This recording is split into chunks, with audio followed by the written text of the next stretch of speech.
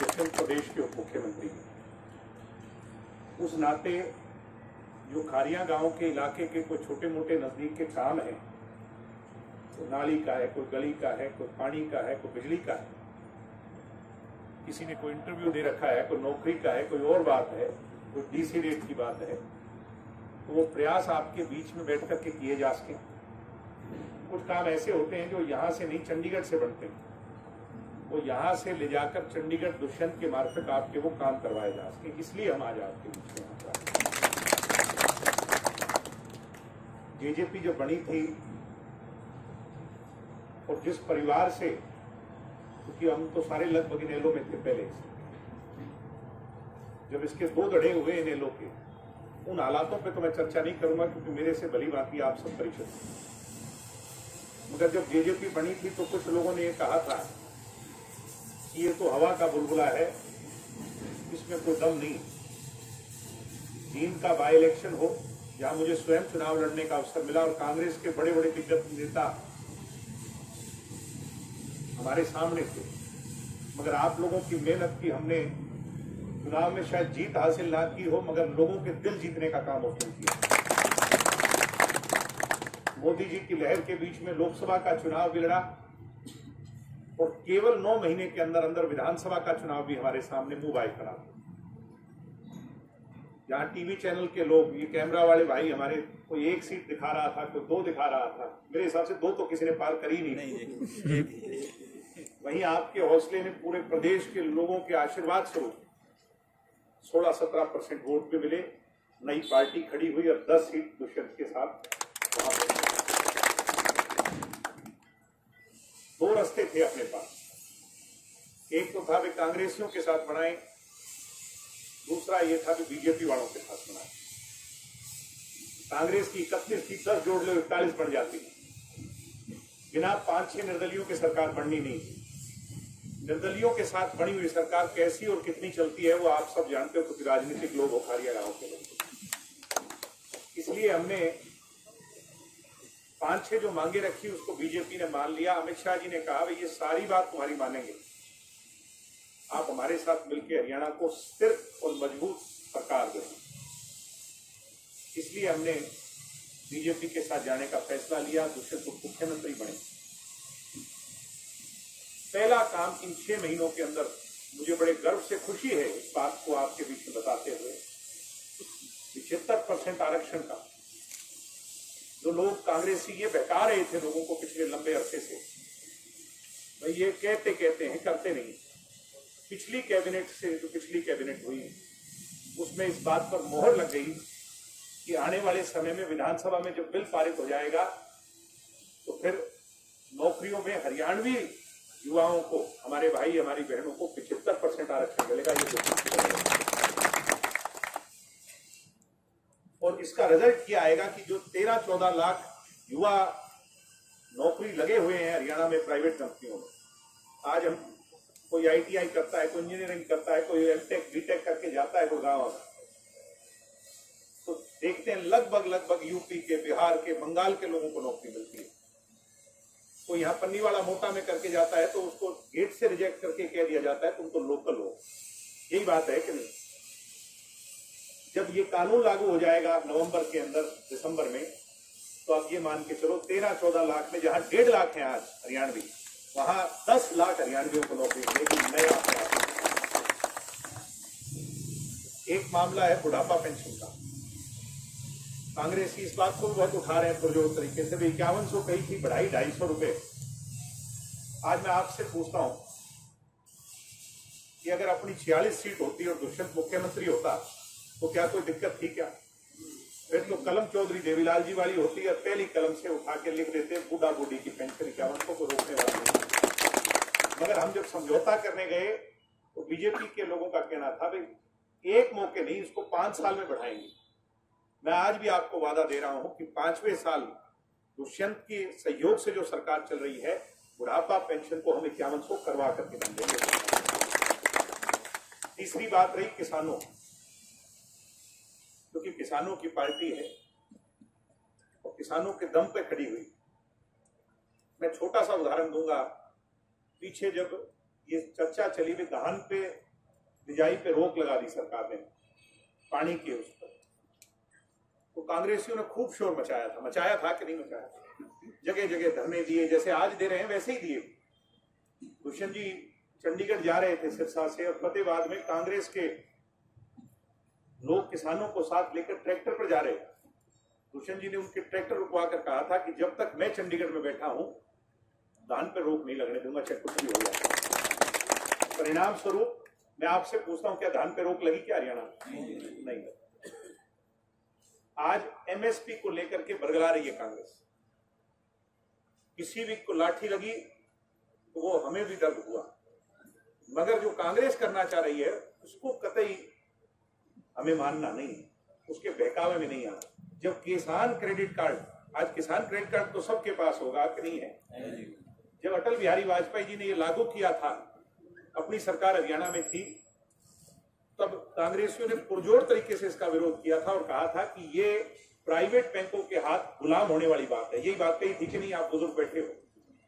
मगर आज किसान क्रेडिट कार्ड के क्या फायदे हैं मुझे बताने की आवश्यकता नहीं, हम सब उसके बलबूते पे हैं। ऐसे ही open and free trade market जो इस अध्यादेश के तहत हमें मिली है, धान, कपास और गेहूं, ये तो एमएसपी पे जानी है, तुलनी है, ये तो मंडी में लेके जाएंगे। इसके अलहदा कोई फल फ्रूट सब्जियां, कोई और कुछ ऐसा होता है, वो अपने एग्रीमेंट में आ सकता है प्राइवेट कंपनी के साथ। और कोल्ड स्टोरेज की नई फैसिलिटी अगर क्रिएट होगी तो फिर हमारी इन सभी चीजों के दाम जो है आने वाले समय में किसान को जो है ज्यादा मिलेंगे और किसान को फायदा होगा, इसका नुकसान नहीं होगा। एक जो सबसे बड़ी शंका है कि कहीं एमएसपी ना टूट जाए, हमने ये कहा है, दुष्यंत जी ने भी कहा, आपने अखबार में पढ़ा है कि आने वाली 1 तारीख से धान की जब खरीद शुरू हो जाएगी तो मंडियों में आप जाकर इसका पता लगाओ। अगर किसी भी किसान के साथ कुठाराघात हुआ, अगर एक भी पैसे की चोट किसी किसान को लगी, तो फिर कांग्रेसियों से पहले इस्तीफा देकर के हम तैयार खड़े होंगे। हमें कोई, इसलिए ये सिर्फ बरगला रहे हैं। अंग्रेजी का शब्द है हिडन एजेंडा। पर्दे के पीछे की बात यह है कि भूपेंद्र हुड्डा के पेट में ये हजम नहीं हो रहा कि सिरसा जिले वालों के पास 15 साल के बाद ये हल्की फुल्की चौधर हाथ कैसे लग गई। यही बात है कि नहीं है? बात ये है, ये रोहतक में जब 10 साल पहले हुड्डा के राज में कभी रोहतक गए होंगे, रोहतक से मैम की सड़क तक ऐसा लगता था जैसे लंदन और पेरिस की सड़क हो। और मैम पार करते ही जब हिसार का गुंडाल गांव आता था तो यूं लगता था जैसे अटारी बॉर्डर की सीमा आ गई। ये बात थी कि नहीं थी? ना अपने काम बनते थे, ना नौकरी लगती थी, ना बिजली था, ना पानी था। कांग्रेस के राज में जिला सिरसा के लोगों ने जो बदहाली सही है, किसी से छुपी हुई नहीं। आप सहमत हो कि नहीं? तो आज 15 साल के बाद अगर जिला सिरसा का 32 साल का नया लड़का चौधरी देवीलाल का पड़पोता उप मुख्यमंत्री बन गया तो ये उनको हजम कैसे होगा? नहीं होगा। मगर आपने अपनी की पहचान करनी है। दीनबंधु सर छोटू राम कह करके गए हैं, ए भोले किसान, बोलना सीख और अपने को पहचान, साथ में दुश्मन को भी पहचान। इसलिए मैं आपसे कहूंगा कि ये शुरुआत हुई, नया सूरज उदय हुआ है। चौटाला साहब के बाद उनकी सरकार 2005 में जब गई थी अपनी सरकार, अपने को 15 साल चंडीगढ़ में कोई ठिकाना नहीं था, कोई चाय पिलाने वाला नहीं था। कहीं जाएं तो किसके पास जाएं, ये हालात बन गए। आज कम से कम कोई बोलने वाला तो आपके हक का है कि नहीं है? इसलिए इसको खो मत करें। आज मौका आया है, ये तो यूं ही करते रहेंगे। असलियत को पहचानो। आज किसानों की बुलंद आवाज दुश्मन बन करके बैठा है। एमएसपी बड़ी है कि नहीं बड़ी? बड़ी है। आप 1 तारीख से फिर देख लियो, जब धान की फसल की खरीद होगी तो कोई किसान को समस्या हरियाणा में नहीं होगी। ये भी हम आपको बताते। इसी प्रकार चाहे दुकानदार की बात हो, चाहे व्यापारी की बात हो, हर मौके आप लोगों के साथ रह करके इस संघर्ष को लड़ेंगे। आज तो इतना ही कहूंगा कि अब समय पार्टी को मजबूत करने का। रानिया हल्के के अंदर पीछे इस बात की बड़ी कंफ्यूजन थी कुछ लोगों में कि किसके साथ जाएं, इनेलो के साथ जाएं या जेजेपी के साथ जाएं। यही बात थी कि नहीं थी? मेरे हिसाब से उस चुनाव के रिजल्ट के पश्चात इनेलो तो अब नामात्र रह गई, और जो रह गई वो किन लोगों के हाथ में रह गई मुझे उसके बारे में कहने की आवश्यकता नहीं, वो भी आप तो इसलिए दुष्यंत और डॉक्टर अजय सिंह चौटाला जी के नेतृत्व में आज जो जेजेपी है ये आपकी अपनी जिला सिरसा की अपने घर की पार्टी, इस पार्टी को मजबूत बनाओ, इसको सींचने का काम करो, इसको आगे बढ़ाने का काम करो। अभी तो उप लगा है, सिरसा जिला के लोग जिस दिन 5 की 5 सीट दुष्यंत को दे देंगे तो ये उप बढ़ जाएगा और मुख्यमंत्री घर का होगा तो फिर को रोकने और टोकने वाला नहीं होगा। सारे काम बढ़ेंगे, आपके इलाके की चौधर आएगी। यही कहने में आज आप लोगों के बीच में खारिया गांव में यहाँ आया था। इसके पश्चात जो आपकी कुछ काम है, कोई और बातें हैं, वो आप पहुंचाने का काम करो। आपके इलाके के लिए, आपके गांव के लिए कोई कमी नहीं रहने देंगे। आप सबका बहुत बहुत धन्यवाद। जय हिंद, जय भारत। इनसो के राष्ट्रीय अध्यक्ष दिग्विजय चौटाला जी अभी हमारे साथ मौजूद हैं और रानिया विधानसभा के तमाम गांव का दौरा करने के लिए निकले हैं। दिग्विजय जी, अगर बात करें तो सबसे पहले यहाँ रानिया विधानसभा में आने का मुख्य मकसद? रानिया के अंदर आज लगभग आधे दर्जन गांव के प्रोग्राम हैं, तो लोगों के कोई छोटे मोटे काम हैं, कोई ऐसी बातें हैं गांव की जो दुष्यंत तक लेकर के जानी है, उनके मार्फिक जो काम होने हैं वो जानने के लिए आज लोगों के बीच में आए हैं। चुनाव के पश्चात पहला अवसर है, आज हल्के का दौरा कर रहे हैं। सर, अगर बात करें तो 25 सितंबर को चौधरी देवीलाल जी का सम्मान दिवस भी इनेलो एक हुआ करते थे, मनाया जाता था, और उसके बाद जेजेपी और इनेलो के द्वारा मनाया जा रहा है, तो इस बार क्या विचार? उनका जन्मदिवस तो जेजेपी इनेलो नहीं, समूचा राष्ट्र जो है, किसान का मेरा, गरीब मजदूर, उनकी विचारधारा में विश्वास रखने वाला हर व्यक्ति मनाता है, चाहे किसी भी पार्टी से जुड़ा हो, चाहे वो कांग्रेस के अंदर हो, चाहे वो बीजेपी में हो, चाहे किसी भी पार्टी में। चौधरी देवीलाल सबके थे। ही वॉज एन इंस्टीट्यूशन, वो तो अपने आप में यूनिवर्सिटी थे, तो यूनिवर्सिटी में तो कोई भी आ सकता है।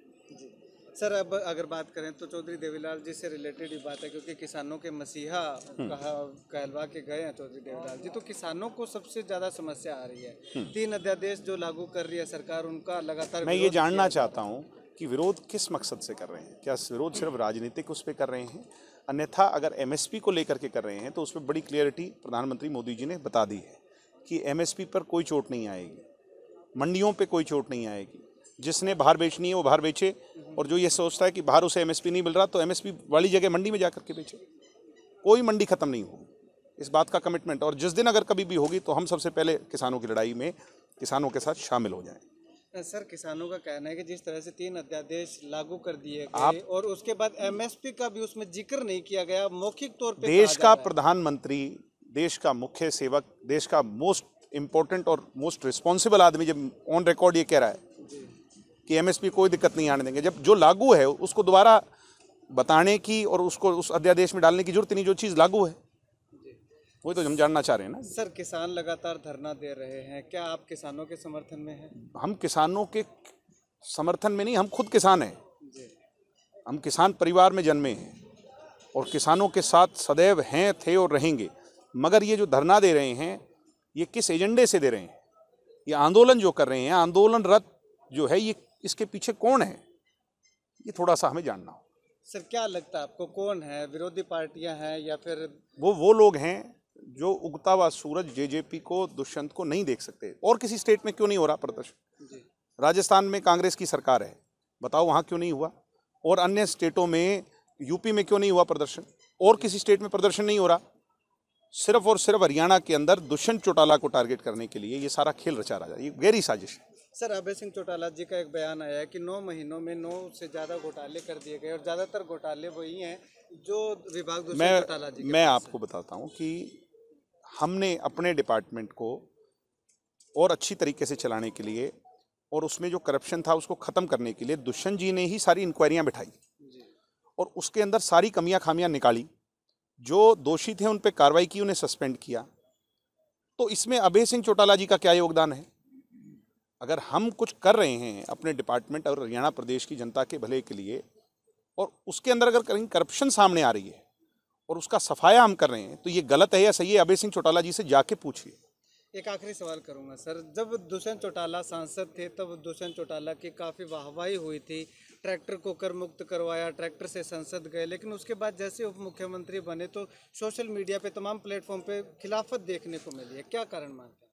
राजनीति जो है वो वेवलेंथ की तरह चलती है, और वेवलेंथ का मतलब है उतार चढ़ाव।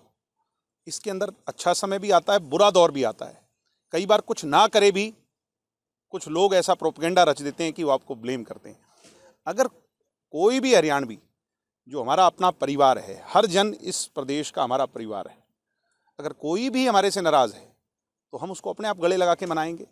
किस बात को लेकर के नाराज़ है हम उससे चर्चा करेंगे। कहा जाता है सर कि बीजेपी राष्ट्र जो क्षेत्रीय पार्टियां उनको खत्म करने में माहिर है, तो क्या जेजेपी के साथ वही तो नहीं हो रहा? चौधरी देवीलाल जी का एक अपने आप में विचार है जिसका नाम जेजेपी है, उसको कौन कैसे खत्म कर सकता है? ये तो आपने बहुत छोटी बात कर दी। चलिए, शुक्रिया सर बातचीत के सर लिए। आजकल ट्विटर पे ट्रेंड चल रहा है, दुष्यंत समर्थन वापस लो उस पे। क्यों वापस लें ये तो समझाएं। ऐसा क्या हुआ है कि जिसलिए हम समर्थन वापस लें? ऐसी कोई चीज़ तो हमें समझाएं, कोई प्रैक्टिकली समझाए आकर। यूँ तो मैं अगर आपका कोई चैनल का कंपनी हो, मैं आपसे यूँ चला दूँ भाई आप इस्तीफा दो, उसके पीछे कोई बुनियाद तो होनी चाहिए ना।